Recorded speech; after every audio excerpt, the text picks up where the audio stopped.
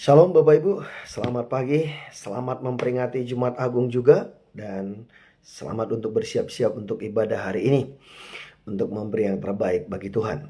Baik Bapak Ibu Saudaraku, hari ini kita lanjutkan apa yang sudah kita mulai pelajari kemarin, yaitu hari ini kita masih membahas cara membangun tabungan hati bagian yang kedua, ya. Baik, Bapak Ibu Saudaraku, kemarin kita sudah membahas cara membangun tabungan hati dimulai dari diri kita sendiri, yaitu bagaimana kita prepare tabungan hati di hati kita. Nah, saat ini kita mau belajar bagaimana membangun tabungan hati atau membuka tabungan hati di hati orang lain.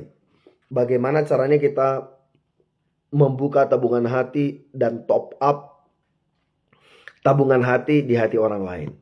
Dan juga bagaimana kita bisa tahu kalau ternyata tabungan kita habis atau bahkan mungkin minus, ya. Nah, nanti akan saya cerita berikut dengan kenyataan di dalam kehidupan sehari-hari, Bapak Saudaraku. Ya, ini belum tentu semua, tapi ya mungkin sebagian kecil lah yang kita bisa renungkan. Bapak Ibu Saudara juga bisa tambahkan pengalaman di komentar gitu ya. Japri ke saya juga boleh. Ya, untuk kita bisa belajarlah firman karena ini sangat luas sekali.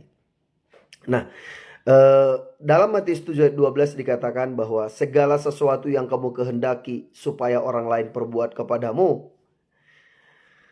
perbuatlah demikian juga kepada mereka. Itulah isi seluruh hukum Taurat dan kitab para nabi. Nah, jadi Bapak Ibu Saudaraku, kita bisa membuka tabungan hati di banyak orang. Ya, kita bisa membuka tabungan hati di banyak orang. Kita bisa melakukan debit, kita bisa melakukan kredit, kita bisa melakukan deposit, kita bisa lakukan top up gitu ya. Nah, jadi ada beberapa caranya. Ini ada saya tulis 8. Kalau Bapak Ibu Saudara mau tambahkan silakan. Yaitu yang pertama, ramah terhadap semua orang. Gitu ya, ramah ya. Jadikan senyum, sapa, dan terima kasih menjadi gaya hidup. Nah, ini lebih kepada bagaimana kita membangun attitude lah ya. Terus kemudian menawarkan bantuan ketika orang membutuhkan pertolongan. Ya, kita juga mesti mengamati ketika orang itu memang butuh, tolong Bapak Saudara. Itu kita sedang membuka tabungan hati atau sedang top up gitu ya. Nah, jadi seperti itu. Dom, tolong kontak dulu itu yang mau kirim barang, jangan telepon terus. Sorry, Bapak Saudara, lagi ini. Nah, selanjutnya menawarkan bantuan ketika orang membutuhkan pertolongan ya. Miliki empati terhadap orang lain. Nah, jadi kita memang mesti juga punya belas kasihan, ya, punya empati. Kita mesti ada itu juga kita sedang membuka tabungan hati ketika kita menunjukkan empati kita, kepedulian kita gitu. Terus kemudian siap membantu orang saat dibutuhkan. Nah, jadi available, kita tersedia, kita siap untuk membantu orang ketika mereka butuh. Itu kita sedang deposit gitu ya. Atau kalau orang itu pertama sekali kita bantu, ya itu kita itu sedang buka tabungan hati. Miliki komitmen terhadap perjanjian. Nah, jadi Bapak Saudara, walaupun rugi, tetap tepat janji. Jangan kasih alasan. Saya sering mengalami ini. Oh ya, mungkin saya langsung beritahu beberapa contoh aja ya. Yang terbaru aja bulan lalu umpamanya. Saya ini sebenarnya dapat undangan di Singapura ya. Saya diundang ke Singapura. Nah, terus kemudian saya bilang oke. Tiba-tiba memang yang ngundang ini dia sedang di Amerika gitu. Dia sedang di Amerika, tapi dia aturin dengan anggotanya. Terus saya konfirmasi gitu ya, kurang 20 hari. Saya konfirmasi karena saya memang diundang ke Singapura kan, dan saya juga mesti ke ada beberapa negara yang lain lah, termasuk Malaysia, Singapura, terus kemudian ke Bangkok begitu waktu itu ceritanya. Jadi saya udah atur jadwalnya. Itu perjalanan 12-13 hari gitulah. Nah, dia undang, tapi kurang 15 atau 17 hari saya konfirmasi gak ada balasan. Dan dia belum kirim kontak yang urus saya. Berarti saya pikir nggak jadilah. Nah, Hamin 5, Hamin 4, Hamin 3 nggak ada kabar. Hamin 2 nggak ada kabar. Hamin 1 keluar kabar. Dia bilang bahwa dia bilang semua sudah diatur, yang jemput ini, hotelnya ini, jadwalnya ini. Wah, pusing gak tuh, Bapak Saudara? Pusing lah, masa enggak, ya kan? Hamin 1 dia konfirmasi. Waduh, saya bilang, kenapa? Ini kamu kemana aja? Udah 2 minggu lebih. Akhirnya saya bilang, oke. Akhirnya saya pesan tiket, Bapak Saudaraku, dari Malaysia itu ke Singapura, yang biasanya tiket 300-400 ribu, ini 3,5 juta. Ini beneran real. Ini 3,5 juta. Waduh, di sini sakit Bapak Saudara. Tapi saya bilang oke, saya datang. Saya bilang saya beli tiketnya. Sebenarnya bukan Hamin 1 itu. Subuh dini hari dia kabarin. Dan kemudian same day saya mesti pesan tiket. Itu rasanya, aduh gimana ya gitu ya. Bapak Saudara tahu apa yang saya lakukan? Saya bayar. Saya bayar. Walaupun menurut saya, aduh gimana ya. Dadakan begitu, sebenarnya kalau dia maju dikit aja. Naik mobil itu ya dari Malaysia ke Singapura itu cuma 4-5 jam aja. Naik bus, bukan naik mobil, bus. Tapi ini dadakan. Saya mesti cari tiket. Saya bayar. Tapi Bapak Saudara tahu, gara-gara itu bulan ini saya dikasih 5 kuota yang harusnya bayar hampir, untuk di sana aja ya, hampir 16 juta per orang. Tapi dia bilang udah buat kamu cukup bayar kira-kira 2,5 juta aja. Dia mengaku kasih 5 kuota. Menurut saya itu amazing. Itu menurut saya sih belum seberapa ya. Dan kemudian ini ada beberapa kemarin mereka nyaris batal. Kan 5 nih. Ya 1 kurang nih Bapak Saudara, kurang 1. Kemarin saya broadcast siapa yang mau berangkat. Dan yang buat saya, walaupun saya nggak bisa pergi, saya bilang saya nggak bisa pergi bulan ini, bulan April saya sudah ada jadwal di negara lain. Tapi bulan Agustus saya datang. Tapi pun saya bilang telat. Saya sudah beritahu saudara, saya juga telat di bulan Agustus itu, saya pun pasti telat. Dia bilang oke, nggak apa-apa. Nah itu kenapa dia ingat Bapak Saudara? Karena kita memegang perjanjian. Rugi, memang rugi. Dan di dalam Mazmur 15 dikatakan, siapa yang boleh naik ke gunung Tuhan? Siapa yang boleh dekat dengan Tuhan? Yaitu mereka yang berpegang pada perjanjian. Yang pertama-tama, bersih hatinya, murni hatinya, bersih tangannya. Yang berpegang pada perjanjian walaupun rugi. Makanya kalau ada orang itu nggak tepat janji, saya sangat tidak suka kepada tindakan itu, bukan kepada orangnya. Dan memang saya berkata, tolong dengan saya ya, mesti tepat janji. Bapak Ibu Saudaraku, siapapun Bapak Ibu Saudara yang pernah janji dengan saya, ingat-ingat kapan saya tidak tepat janji. Kalaupun saya terlambat, saya akan beritahu. Mungkin sehari sebelumnya atau sebulan sebelumnya, karena saya udah hitung waktunya. Kalaupun memang di Jakarta kadang-kadang begitu macet pun gak akan lebih 1 jam saya telatnya. Tapi juga akan saya beritahu. Saya sudah kalkulasi sehari sebelumnya. Ini kira-kira telat apa enggak. Dan biasanya Bapak Saudara, saya tidak mau terlambat. Kecuali kalau terjadi sebuah keadaan di luar dugaan. Tapi kalaupun itu terjadi kan beritahu jauh sebelum waktunya. Gitu ya. Nah itu intinya gini. Tabungan hati ini banyak orang bilang utang budi. Walaupun belum tentu budi pun berutang gitu ya. Tapi itulah biasa yang biasa kita gunakan di Indonesia. Hutang budi. Tapi lebih kepada saya bilang tabungan hati karena memang ada satu ikatan batin, ada satu trust level yang dibangun, ada satu apa namanya ya, satu jaminan yang kita taruh dalam hidup orang itu bahwa kita itu bisa diandalkan, bahwa kita itu adalah orang yang tahu diri gitu. Itu tabungan hati ini saya juga belum tahu kalimat yang paling pas. Tapi ya saya gunakan tabungan ya karena memang kalau Bapak Saudara taruh tabungan, entah itu di bank, entah itu di deposit box atau dimanapun, Bapak Saudara tahu anytime Bapak Saudara butuh, tabungan itu bisa diandalkan. Benar kan? Makanya hampir semua orang tua kita berkata jangan lupa menabung. Artinya ketika ke situasi sulit, tabungan itu bisa digunakan. Kita tahu bahwa tabungan itu bisa digunakan. Tabungan itu tidak mengecewakan.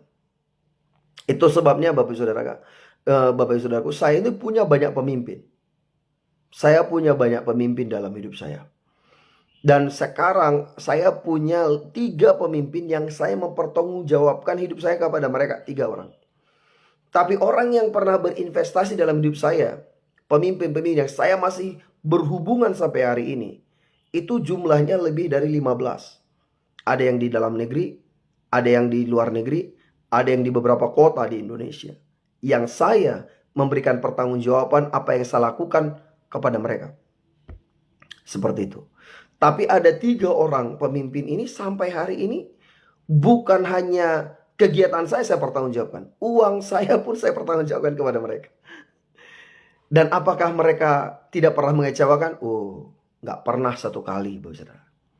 Tapi saya ambil satu komitmen bahwa once I respect them, saya putuskan untuk menghormati mereka. Bahkan saya juga punya pemimpin yang sangat menyebalkan di masa lalu. Tapi sampai hari ini juga saya respect, masih WA sampai hari ini. Walaupun ada juga pemimpin-pemimpin itu, Bapak Saudaraku, saya mengabdi kepada mereka, bantu mereka bertahun-tahun. Ada juga yang tidak pernah balas WA saya. Bertahun-tahun. Puluhan tahun juga ada. Nah, tapi itu kan putusan dia. Keputusan saya, I love you, I support you, I admire you, I respect you. Itu keputusan kita. Nah, jadi Bapak Ibu Saudaraku, itu kita bisa ngerti. Memang kadang-kadang kita tidak bisa mengatur atau mengubah hati orang. Tapi kita bisa mengendalikan hati kita. Oke? Komit. Kemudian yang ketujuh, Bapak Saudaraku, tepat waktu. Tadi saya sudah singgung. Tepat waktu itu penting sekali, Bapak Saudaraku. Be on time. Saya belajar tepat waktu ya baru sekitar 26 tahun lah ya. Saya tuh benar-benar yang belajar namanya tepat waktu itu sejak tahun 1999. Itu apa yang membuat saya belajar tepat waktu itu. Ya, di sini ada salah seorang yang sangat kenal yang tahu beberapa cerita ini sejak tahun 99 lalu ya. Mungkin gak usah sebutin nama, saya sebutkan Mama Dita aja. Dulu ketika ada beberapa tamu kita tinggal di rumahnya Bolang, yaitu di orang tuanya Mama Dita ya. Tinggal di situ orang-orang Amerika, saudaraku. Itu di bawah kaki Gundaling itu. Mereka itu sering janjian dan saya yang sering antar jemput dan antar mereka. Pernah kita itu mau keluar kota. Kita itu janjian ketemu jam 4. Nggak tahu kenapa waktu itu saya cepat tidur. Saya setengah 2 atau jam 2 saya sudah bangun. Nggak berani tidur lagi. Mandi, beres-beres. Saya pikir ngapain ya? Udahlah aku jalan-jalan karena sana kan daerahnya luas, lapang gitu ya. Dan udah aku jalan-jalan ke sana lah sambil doa, sambil jalan. Kalau doa berlutut sering ketiduran. Akhirnya saya berangkat, Bapak Saudara. Saya nyampe di situ jam 3 kurang. Dia sudah nunggu saya di luar. Dia duduk sambil ngopi. Loh, saya bilang, kok kamu udah siap? Ya udah siap. Saya dari jam 2 tadi udah di sini. Loh, kan kita janjinya jam 4. Dia bilang nggak apa-apa, aku udah menanti di sini. Wow. Itu sampai hari ini unforgettable. Dan memang berkali-kali saya janji dengan mereka, nggak pernah telat 1 menit pun. Ternyata mereka selalu siap 30 menit sebelumnya. Paling telat 15 menit sebelumnya. Itu menjadi patokan saya. sejak tahun 1999 itu, jangan pernah terlambat. Selalu tetap tepat waktu. Nah, yang ke-8 ini jadi pribadi yang dapat dipercaya. Bapak Ibu Saudaraku, itu yang saya selalu coba dalam hidup saya. Jadi kalau umpamanya ketika orang janji gitu ya, saya lakukan dengan segala macam daya upaya. Pernah meleset? Pernah. Namanya hidup ini kan gak ada yang 100% seperti itu. Karena dunia ini berputar, bukan kita porosnya gitu. Tapi ada memang kadang-kadang meleset. Tapi orang tahu Bapak Saudaraku, itu memang terjadi, itu sudah di luar dari kendali kita. Tapi selama itu memang bisa kita atur, kecuali terjadi sebuah keadaan yang memang sangat di luar kemampuan kita, apa boleh buat. Tapi selama memang itu bisa kita atur, kita kendalikan, no excuses. Jangan ada alasan. Itu yang membuat tabungan hati, deposit kita itu di hati orang lain, itu kuat. Orang Singapura pernah berkata begini, ketika kamu usia 70 atau 75, kamu punya 5 orang. Dan kalau kamu telepon mereka kapanpun, jam berapapun, mereka berkata oke. Contoh, kamu landing di bandara jam 2 pagi, kamu telepon, aku di bandara, bisa jemput gak? Dia bilang oke. Itu artinya engkau adalah orang yang paling berbahagia. Itu yang mereka bilang. Kemudian bagaimana kalau umur kita belum 75? Kenapa dia kasih analogi umur 75? Artinya mungkin menurut dia ketika seseorang berada di usia itu, pengaruhnya kemampuan dia untuk pay you back atau menolong Bapak Ibu Saudara lagi di kemudian hari itu makin kecil. Tapi kira-kira ada nggak orang yang mau nolongin dia? Nah, siapa yang mau nolongin dia? Yaitu orang yang sudah tahu reputasi dia, yang juga sudah merasakan integritas, loyalitas maupun manfaat kehadirannya dia. Makanya orang itu mau tolongin. Kira-kira kan begitu ya. Nah, kira-kira buat Bapak Ibu Saudara dan saya, coba kita renungkan. Mungkin umur kita belum nyampe 70. Kita punya nggak 5 orang? Yang kapanpun kita dapat telepon mereka berkata oke. Dan itu saya dengar cerita ini udah lebih dari 15 tahun.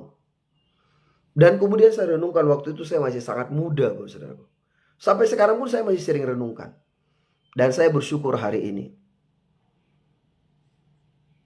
Saya mungkin tidak punya 5 Bapak Saudaraku. Saya punya ratusan. Kalau ribuan mungkin terlalu berlebihan ya. Dan sekarang Bapak Saudaraku, untuk umpamanya buka satu organisasi di kota tertentu, rata-rata saya hanya butuh 10 sampai 15 hari. Kita bisa buat peresmian. Karena apa? Trust level. 6 tahun lalu ketika kita memulai satu kegerakan di Indonesia, sekarang sudah di 19 provinsi. Pendirinya ini, salah satu pendiri datang ke Indonesia dari 2013. Sudah 6 tahun belum bisa. Nah, tapi kemudian ketika ketemu saya, dia bilang nanti buka ya. Oke, kapan? Minggu depan? Atau kapan kamu mau? Besok. Dia bilang enggak, tunggu. Akhirnya Desember baru ketemu, dia bilang, bagaimana kita buka? Kapan? Mau bulan depan? Oke, akhirnya Januari 2019 kita mulai. Nah, sama juga di negara-negara lain juga ada. Ketika, ya nggak usah sebutin lah mungkin semua negaranya gitu ya. Ya, oke, boleh lah mungkin sebut beberapa. Contoh lagi, mereka dari 2010 ke Filipina. Belum bisa. Belum kebuka. Pernah buka sekali 2019, 3 bulan tutup. Nah, terus kemudian pas saya ada acara ke Filipina. Bukan urusan dari organisasi ini.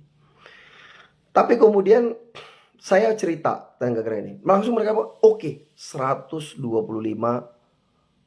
hamba Tuhan bilang oke. Dan hari ini Bapak Saudaraku, 3 kota besar di Filipina mereka ready. Dan kemudian ke Taiwan, mereka juga udah coba berapa kali. Kemudian akhir tahun lalu, November 2024 lalu saya ke sana. Puji Tuhan, orang yang bilang oke, mereka langsung datang Bapak Saudara. Dan kemudian kemarin ketika bulan lalu kami pertemuan di Bangkok, dia tanya, kok bisa? Saya berkata gini loh, semua karena anugerah Tuhan. Itu yang jelas. Tapi kenapa ketika kita sampaikan sesuatu orang percaya? Karena kita punya tabungan hati. Makanya ketika orang tanya, kamu kenal orang ini enggak? Saya kenal. Saya tahu. Tapi no personal relationship. Ya ini kebanyakan Bapak Ibu Saudara yang join live ini punya personal relationship dengan saya. Semua. Ya. Walaupun ini ada dari Amerika ini, tapi ya ini koko saya. Boleh sebut namanya atau enggak? Ya di komen aja lah ya. Belum izin soalnya juga. Nah, jadi semua yang ada di live ini ada personal relationship. Nah, jadi buat saya hubungan itu ada level-levelnya, Bapak Saudaraku. Enggak semua hubungan itu sama.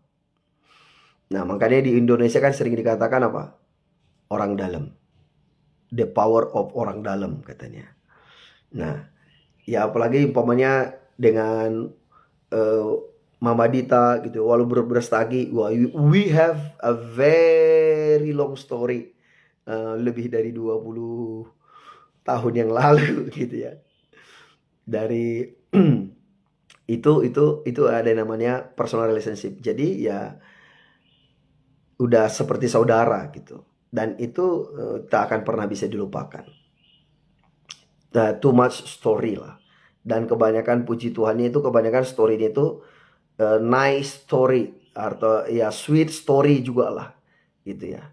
Dan tidak ada di dalam kenangan, dalam pikiran ada bad story gitu, nggak ada.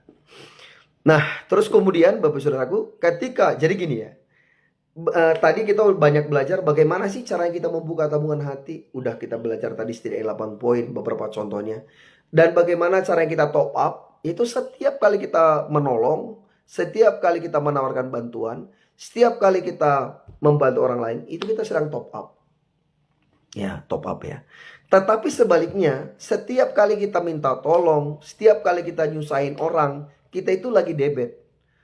Nah, setiap kali kita telepon orang minta tolong, debit itu. Setiap kali kita sulit tolong orang, debit itu, gitu ya. Nah, tapi kalau umpamanya kita kebanyakan debit terus, lama-lama kan seperti kartu tabungan, ya, kartu ATM ya, atau kartu kredit, itu lama-lama habis. ATM-nya pun minta maaf. Mohon maaf, saldo Anda tidak, apa katanya? Tidak cukup gitu ya. Saldo Anda tidak cukup katanya. Manusia pun begitu, cuman mereka nggak ngomong aja. Cuman mereka nggak ngomong, maaf ya, aku udah tolong kamu terlalu banyak, jarang itu. Nggak pernah pun mungkin. Tapi nanti dia sopan. Aduh, saya lagi repot, saya lagi sibuk. Aduh, begini begitu, begini begitu. Nah, itu artinya kalau orang udah terlalu sering kasih alasan sama kita, besar kemungkinan tabungan kita itu udah nol, bahkan mungkin minus. Makanya kemarin kan saya bilang, sebenarnya lebih tepatnya itu bukan tabungan, tapi kartu kredit. Kenapa kartu kredit? Karena kalau kita kenal orang lain, walaupun kita belum pernah tolong mereka, kita bisa minta tolong kok. Nah itu kita bisa debit walaupun belum pernah deposit. Ya contoh umpamanya kita let's say mobil kita itu banyak kempes lah umpamanya, atau bensin habis, motor gitu habis bensinnya. Itu kadang-kadang ya orang nggak kita kenal pun mereka bisa berhenti. Ya kadang-kadang supir taksi itu saya lihat itu mereka punya beberapa itu botol berisi BBM. Kadang-kadang mereka punya 3, 4, 5. Loh saya tanya ini buat apa? Itu kan bahaya di mobil. Dia bilang ya kalau kita parkir keluarin. Ya itu buat apa? Ya itu nolongin orang kalau ada mogok. Wah, dan saya sudah sering lihat. Kadang-kadang begitu ada mogok ya, mereka kasih. Dan tidak mengharapkan bayaran, kesempatan jualan gitu enggak. Walaupun yang terima itu pun kadang-kadang ngotot untuk kasih uang juga. Terus kemudian kayak kita di pintu tol. Nah ini sering saya ngalamin nih. Sering ngalamin. Kadang-kadang saldonya ternyata habis. Ya kurang perhatikan tap gitu kan nggak lihat. Nah tapi ya sekarang puji Tuhannya itu semua udah bisa top up pakai HP gitu. Apapun kartunya. Dulu hanya bisa kalau flash gitu. Sekarang semua kartu bisa di tap pakai HP. Dulu belum ada. Waduh, pusing tuh, Bapak Saudara. Tapi selalu ada orang nolong. Nggak kenal loh, nggak kenal. Saya juga pernah ternyata ganti mobil waktu itu. Nggak ada kartu dan mesti ke bandara. Dan karena itu pagi-pagi belum pada buka. Yang buka nggak ada juga. Alfamart, Indomaret nggak bisa top up. Udah dekat pintu tol. Wah, setiap mobil saya stopin, Bapak Saudara. Akhirnya ada seseorang ibu. Dia punya 3 e-tol. Dia kasih, pakai aja mas gratis. Saya bilang nggak. Saya mau bayar. Dia bilang nggak boleh. Akhirnya dia tetap marah kalau dibayar. Dia bilang nggak pakai. Akhirnya sekarang Bapak Saudara, saya punya lebih dari 5 di dompet, di setiap mobil taruh semua gara-gara itu tadi. Nah, jadi itu kita bisa debit, kita bisa minta tolong kepada orang lain. Bahkan kita belum pernah nolong mereka, walaupun kita nggak kenal mereka.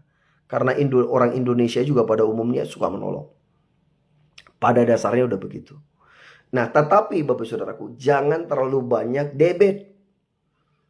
Tapi depositnya itu kan nggak harus selalu kasih uang, kasih hadiah, enggak. Kadang-kadang dengan menyapa, kadang-kadang menanyakan kabar, menunjukkan trust, menunjukkan respect, kemudian juga spend time, itu kita debit, Bapak Saudara. Kita sedang deposit. Saya mau cerita lagi nih kejadian 2-3 hari lalu. Saya memang ketemu ya salah satu profesor lah.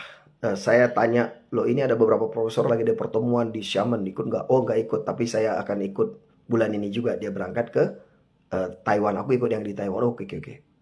Saya bilang, boleh nggak ikut temanku? Karena ada sejenis lah. Dia bilang, waduh aku juga undangan, nggak boleh. Ayo kita ketemu. Tapi ada beberapa orang mau ketemu saya juga. Saya bilang ketemu langsung lah sekalian. Nah Bapak Saudaraku gini, ada satu orang ini saya sudah kenal dia lama. Mungkin 2 tahun lebih lah. Nah, kebetulan ada kerjaan dia juga yang seprofesi dengan saya. Ternyata itu yang dia pengen, mau merger dengan kita. Itu awal pembicaraan. Tapi karena sebenarnya kami udah kenal lama, dan kemudian dia ternyata udah lama pengen ngobrol saya. Sama saya juga. Bukan hanya dia, dengan beberapa teman-teman yang lain. Dan kemudian cerita. Akhirnya dia bilang, aduh Pak, seandainya 6 bulan lalu kita cerita. Bapak cerita begini, cerita pasti beda. Ada yang bilang, bulan Mei kita ada acara. Boleh nggak Bapak yang isi? Saya lihat jadwalnya. Pas itu. Tanggal segitu, tamu saya sehari sebelumnya pulang. Berarti saya ada di kota ini. Dia bilang, cocok. Nah, Bapak Saudara, kalau ini, dia bilang, kalau kita spend time begini, kenapa? Karena ternyata ada trust terbangun. Akhirnya dia tawarkan ini dan itu, Bapak Saudara. Dan tadinya kami cerita sebenarnya janjian cuma 1 jam atau 2 jam. Tapi akhirnya kami cerita 6 jam. Bapak Saudara bisa sampai 6 jam. Kami cerita jadinya. Nah itu namanya tabungan hati. Tabungan hati itu lebih kepada gimana ya? Kita itu membangun trust, membangun kepercayaan, membangun hubungan. Terus kemudian ya sama kayak tabungan tadi lah. Kenapa kita menabung? Ya kita itu buat jaga-jaga saat kita butuh. Makanya itu kenapa tadi salah satu juga saya berkata, jadilah orang yang dapat dipercaya, jadilah orang yang dapat diandalkan.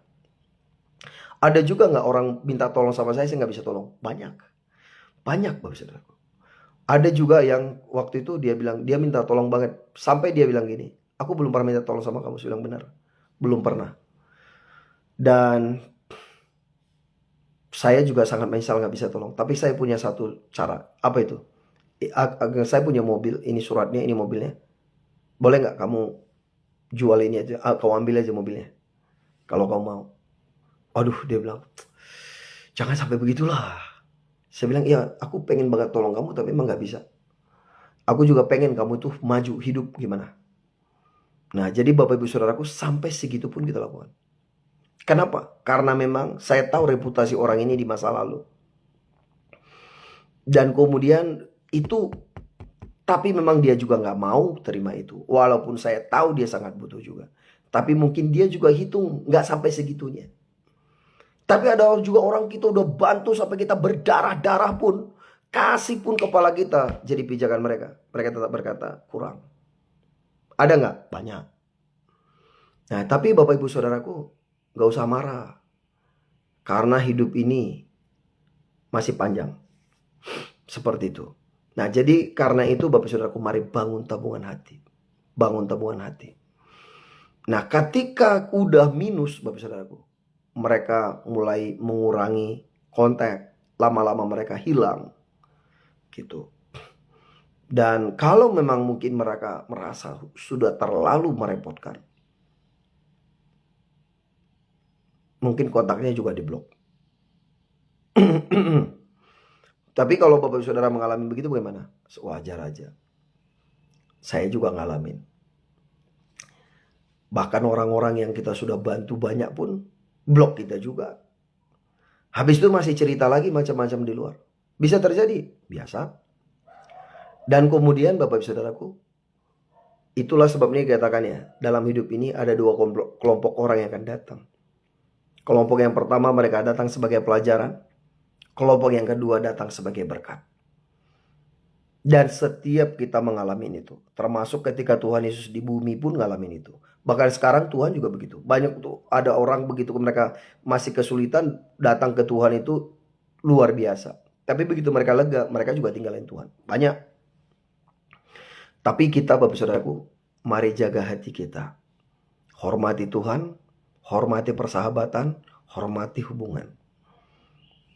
Itulah caranya kita membangun tabungan hati. Dan kemudian tingkatkan tabungan hati kita Bapak Saudaraku. Tapi gini loh, satu lagi ya, jangan salah paham. Jangan kita berpikir aku tolong orang ini nanti orang ini tolong saya. No. Belum tentu dari mereka Bapak Saudaraku. Dan jangan harapkan itu. Walaupun kadang-kadang mungkin tanpa sengaja kita berharap, aku udah tolongin kamu loh. Masa kamu gak tolongin saya? Jangan. Bisa kita mungkin tolongin si A. Belum tentu si A ini bisa tolongin kita. Tuhan mungkin suruh si C. Atau bahkan mungkin si G. Tapi apapun yang kita tabur itu kan tabur tuai sebenarnya. Dan kemudian yang Tuhan Yesus berkata, apapun yang kamu inginkan orang lain perbuat kepadamu, perbuatlah juga demikian kepada mereka. Belum kepada person yang kita tolong itu belum tentu dari mereka. Yang saya alamin, kebanyakan bukan dari orang yang kita tolong tadi, bukan kepada si A, bukan dari si A itu. Tapi kita tahu pertolongan itu pasti datang. Pasti. Itu yang saya alamin puluhan tahun, Bapak Saudara. Saya ikut Tuhan dari tahun 96. Saya sejak perjumpaan pertama saya dengan Tuhan. Dan sejak 99 saya mulai jalan dengan iman ke pulau-pulau. Pertama sekali berangkat 1 April tahun 99 ke Nias. Setelah itu mulai ke beberapa kota. Dan kemudian Oktober 2005 saya mulai belajar berangkat kemanapun yang Tuhan suruh.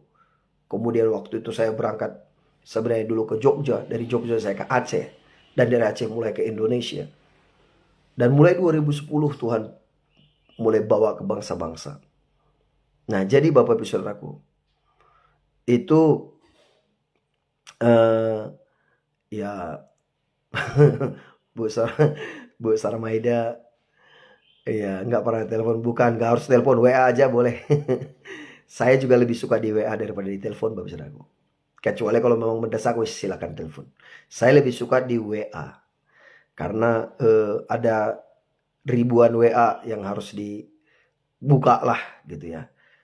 Baca nggak? Belum tentu juga. Kalau di grup saya juga jarang baca. Kecuali kalau saya di-mention. Karena grupnya pun ratusan. Nah jadi karena itu WA Japri pasti dibalas. Walaupun kadang-kadang bisa lewat dari 2 hari ya. Tapi pasti dibalas. Nah jadi Bapak Ibu Saudaraku, itu kira-kira bisa menjadi perenungan buat kita. Mari bangun trust, bangun tabungan hati. Jangan hianati hubungan. Jadilah orang dapat diandalkan. Nah jadi Bapak Ibu Saudaraku, saya nggak usah terus cerita banyak lagi ya. Tapi ada beberapa orang lah kalau mereka kontak gitu ya, Bapak Ibu Saudara ya sudah nggak usah diterusin lah. Artinya buat Bapak Ibu Saudara yang sudah tahu ya tahu, yang belum tahu nanti kita juga sama-sama lebih saling mengenal lah. Mungkin seperti itu bisa kiranya menjadi saluran berkat buat kita, Bapak Saudaraku. Mari jadilah seseorang yang dapat diandalkan. Kita ramah buat semua orang, senyum, sapa, thank you. Ya, tawarkan bantuan seorang butuh, miliki empati terhadap orang lain, siap membantu saat orang lain membutuhkan. Ya, komitmen ketika kita udah janji, lakukan. Kalaupun gak bisa, minta maaf. Akuin ini gak bisa. Kalau bisa sebelum waktunya lah, supaya orang jangan sampai kecewa. Ya, kalaupun memang udah, perbaiki hubungan. Gitu, perbaiki hubungan. Terus kemudian selalu tepat waktu itu penting, karena itu menjadi kita punya logo. Nah, kalau perusahaan itu kan ada logo ya, ada brand. Nah, itu menjadi brand kita juga. Jadilah pribadi yang dapat dipercaya. Amin, Bapak Saudaraku. Kiranya setiap kita terus bertumbuh berkembang pada kehendak Tuhan. Kita berdoa. Bapa, di dalam nama Tuhan Yesus, terima kasih untuk hari ini. Terima kasih buat firman-Mu. Sebagaimana firman-Mu berkata, segala sesuatu yang kami kehendaki orang lain perbuat kepada kami, biar kami juga melakukan seperti itu pada mereka. Mampukan kami Tuhan. Biar kami membuka tabungan hati di hati banyak orang. Bahkan kami juga bisa terus deposit Tuhan. Dan kami bersyukur bahwa ketika kami juga membutuhkan, Engkau sudah menyiapkan orang lain melalui tangan-Mu yang kuat untuk menolong kami. Terima kasih Bapa, karena apa yang kami tabur itulah yang kami tuai. Karena itu tolong kami untuk menabur sesuatu yang kami senang menuai hasilnya. Terima kasih Bapa, kami bersyukur, pimpin kami Roh Kudus. Biar semua yang lemah dikuatkan, yang terikat dilepaskan, yang sakit disembuhkan, yang beban berat diberi kelegaan. Dalam nama Yesus kami terima berkat kami dengan utuh sempurna. Kemudahan dan kemurahan Tuhan dan manusia turun dalam hidup kami. Dalam nama Tuhan Yesus kami bersyukur dan kami berdoa. Haleluya. Amin, amin, amin, amin. Terima kasih Bapak Saudaraku. Selamat beraktivitas. Selamat melayani. Tuhan Yesus memberkati. Shalom.